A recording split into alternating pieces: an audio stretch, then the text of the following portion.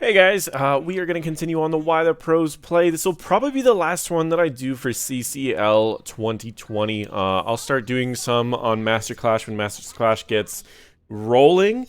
And it's been a little bit since CCL, so this video, there may be balance patches before this video actually launches, because it's also going to be a little bit before I publish it. But anyways, this is a longer video, so I will be fast forwarding through parts of it, and it is Chromie. I mean, the thing about Chromie is that she's been very strong since her rework. She's had some ups and downs, some nerfs, some buffs, and she's in a pretty good spot right now. But the reason why she's played in the competitive environment is not necessarily what people think.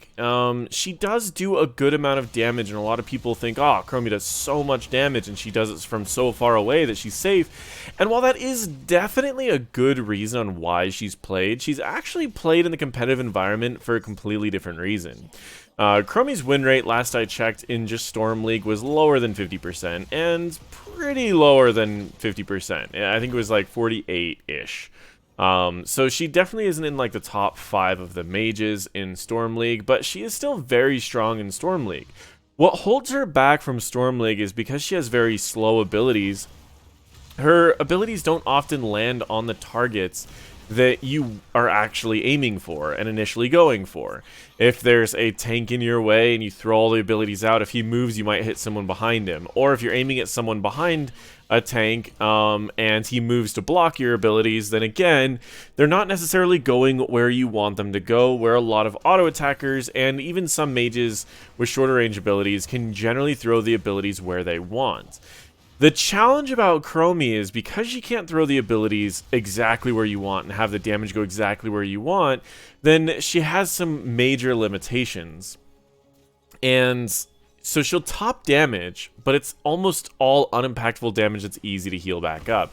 In fact, the team that they're going against has 2 healers, so it really won't have too much of an issue healing up almost everything that Hosty sends out here. So why is she drafted so much in the competitive environment, then, if her damage is oftentimes unimpactful? And that's where we get to the real nitty-gritty of Chromie, which is control and utility. So, like Junkrat, who gained a ton of popularity in the competitive environment, Chromie is less about having direct pure damage, and it's way more about the utility that she brings to the game. She can double soak as early as level 1. It does require 2 uses of Dragon's Breath usually, for one lane and then going back to the other lane. She can give vision to her team in multiple ways. Number 1, her time traps can drop down and give vision to avoid flanks from enemy heroes, as well as she can take the Time Walker's Pursuit talent at level 1 and gain an activatable reveal, where it will reveal an area for 2 seconds, and enemies that are seen revealed will stay revealed for an extra 4 seconds, or, well, an extra 2 seconds. I guess it depends on the timing, technically, but yeah, so it's a really powerful ability to prevent your team from getting caught in the mid to late portions of the game. Getting caught in the competitive environment, even once in the mid portion of the game, is enough to pretty much cost your team an objective. You get caught in the mid portions of the game, you lose an objective. You get caught in the late portions of the game, it could be the game. So to be able to essentially prevent ambushes by having these long range reveals, and also prevent ganks by having these traps in areas that people might be running through, allows you to prevent some of the worst situations in the competitive environment. And so that's why her utility is so powerful in the mid to late game, but she has even more utility on top of that. So her traps allow her not only the vision, but you can activate it to be an ice block. It's generally not as strong as an ice block as it is a setup for your team. Let's say your team's all getting ready, you freeze someone in place, and your whole team can save all their abilities to throw it right at the right target at the right time. And so in the competitive environment, there's usually one of 2 talents that are taken. Either you go with Anderhall Anomaly, which means that you can have 3 traps, and it allows you to have a lot more vision, or you can go with time troubles, which will remove 20 armor from the target your team is going to set up an attack.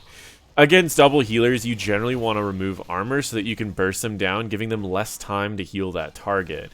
But it really just depends on what's going on. Now, when we start reaching the mid-game, which Chromie gets to the mid-game a tad earlier than everyone else because she has those, her trait that allows her to get her talents just 2 levels ahead.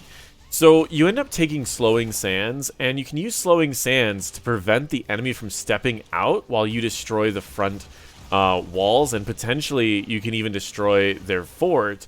I usually don't recommend destroying their walls because it makes it to where they have another place to walk around instead of the Slowing Sands. But at the same time, destroying the walls gives your team more room, or at least it gives you more room to fire off abilities and potentially hit extra people with your abilities. So the early portions of the game on Chromie is basically just double soaking and poking. When you start getting into the mid portions of the game, you're going to start entering the zone control, which is utilizing your traps as well as your slowing sands to control areas and force the enemies through tiny clusters.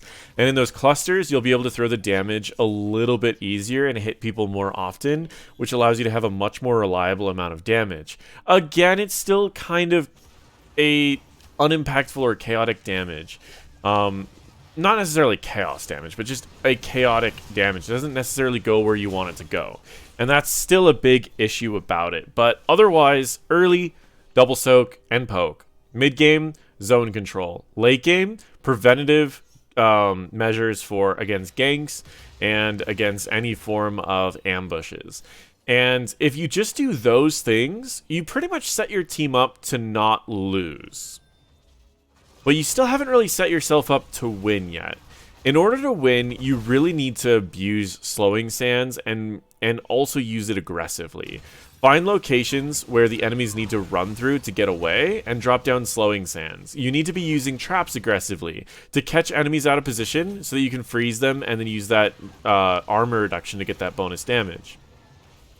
Chromie is really good at setting things up to not lose. So if you do have a team that has other forms of engages and other forms of follow-ups, then she can almost just be a great way to prevent your team from losing, and then the rest of your team does work.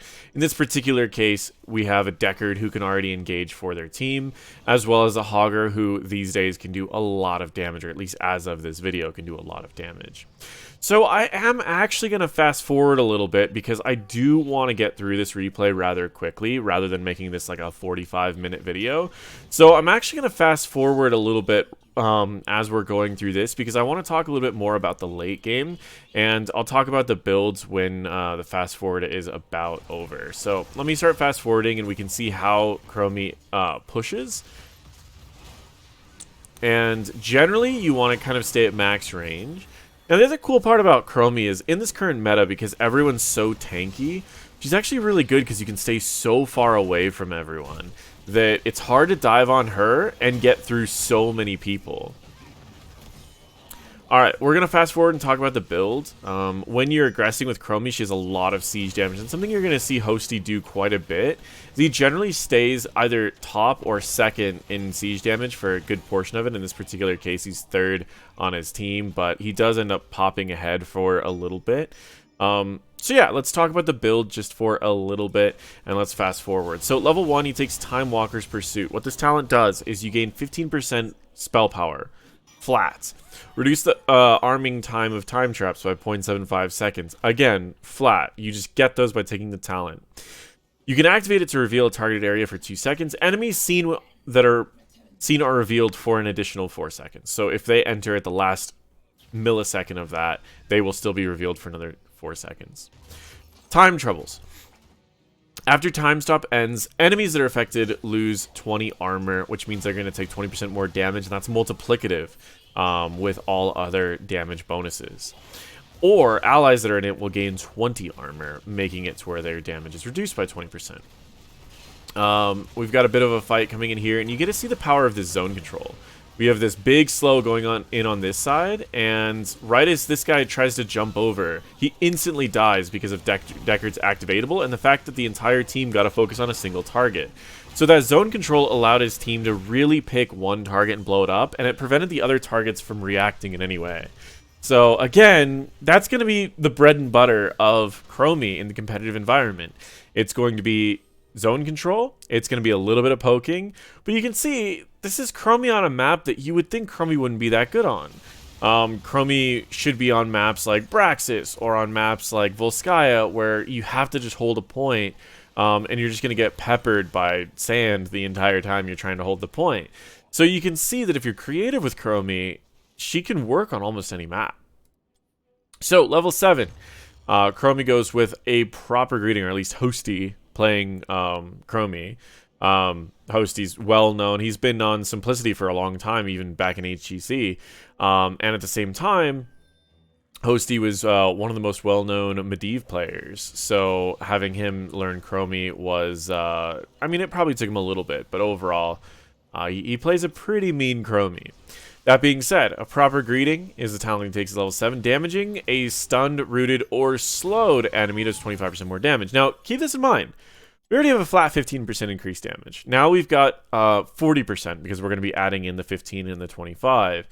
Then we can also increase that by 20%, and that's multiplicative with the other two. So her abilities now could potentially do nearing somewhere around 70% more damage, and all of her team's abilities are going to be doing more damage on that target as well. So if Deckard even does what he did the time before, activating that Ancient Blessings, she gets rather scary rather fast. We take Slowing Sands. In the competitive environment, Slowing Sands is picked a lot more than Temporal Loop, because Temporal Loop, there's generally a lot of answers to it. Particularly in this match, there's Cleanse, and even if that Cleanse didn't exist, they're pretty bruiserish people. They probably would be okay. So Slowing Sands is a really powerful tool for that zone control. And also, you'll notice that Hosty uses it a lot for vision as well. Level 11, he picks Time Out. Now, again, Slowing Sands, it just controls this whole area. I mean, they lose the camp, but oh man, it's just devastating. So level 11, he takes Time Out. Time Out is one of the best ice blocks in the game. While it has a longer cooldown than Jaina's Ice Block, it lasts for the longest amount of time, lasting 5 seconds as opposed to most other Ice Blocks only lasting 3. You can activate it and then turn it off immediately if you want to, making it, again, more valuable than some of the Ice Blocks that don't let you do that, like Phase Out, or I think Kerrigan's Chrysalis, but I could be wrong on that one.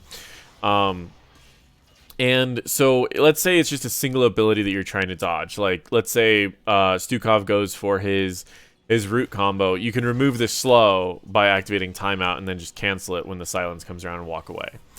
And so it's a really, really great tool, but it's primarily used in the competitive environment for divers. A diver jumps on you and you can waste 5 seconds of that diver's time.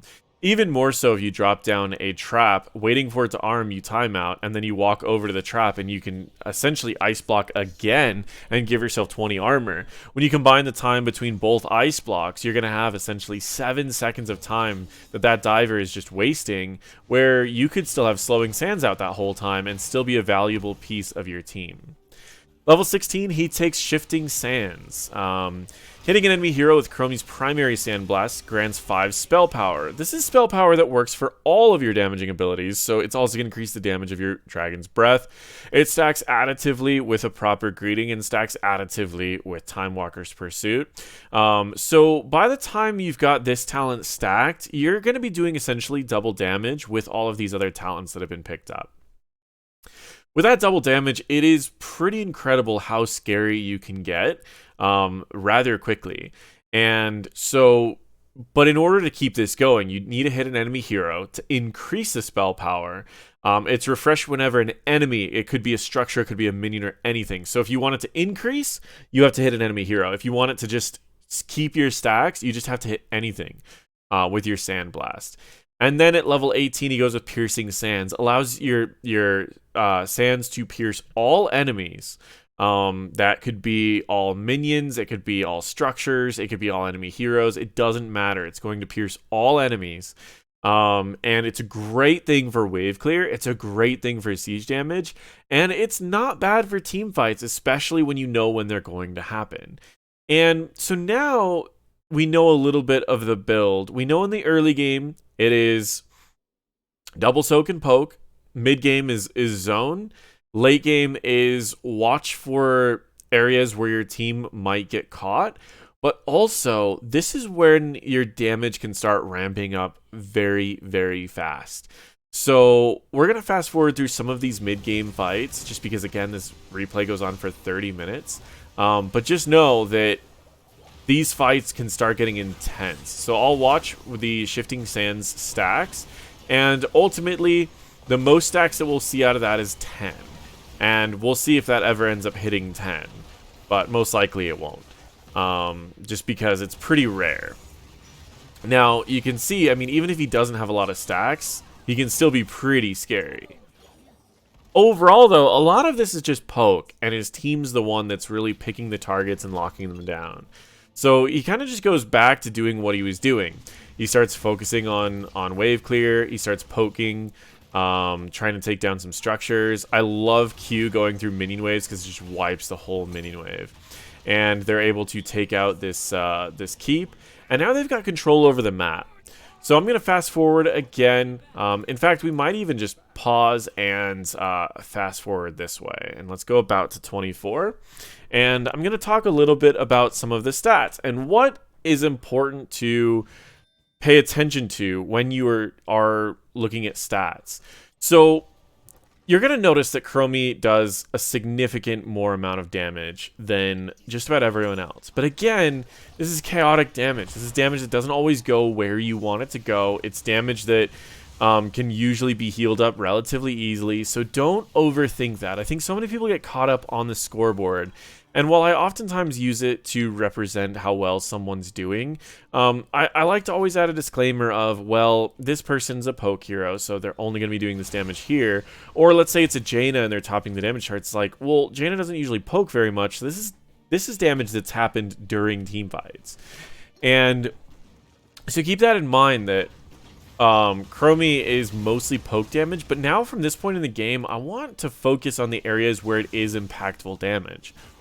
The impactful damage I'm going to be looking for is damage that it's not healed up, basically. Like, the target dies before they can get healed up. That is impactful damage to me. The damage that leads to a kill, or the damage that forces someone out of a fight, that is impactful damage. So what we're going to look for now is impactful damage. It's going to make it easier for their team to win this game.